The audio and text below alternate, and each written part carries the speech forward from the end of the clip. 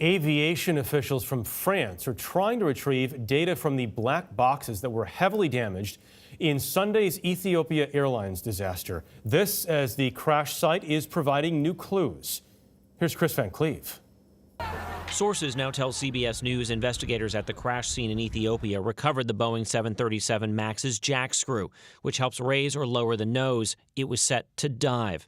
Investigators are getting a clearer picture that Ethiopian Airlines Flight 302 was in trouble almost from the beginning of its brief final flight, with the pilots locked in a battle for control of the aircraft as it climbed and dropped by hundreds of feet. This oscillating flight track is similar to the Lion Air crash in October. The similarity is, in both accidents, you do have this pitching up and down of the nose. It's just in the Ethiopian case, it occurred right after takeoff and continued. Air traffic controllers were aware of the plane's flight path, and 3 minutes after takeoff, the pilot made his distress call, according to the airline's CEO. Pilot reported flight control problems. Investigators hope the black boxes tell them whether the plane's sensors malfunctioned similar to Lion Air.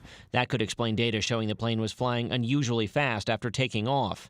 In Washington, lawmakers are calling for an investigation into the FAA's approval process of the 737 MAX and its relationship with Boeing. They are there to protect the flying public and the people on the ground.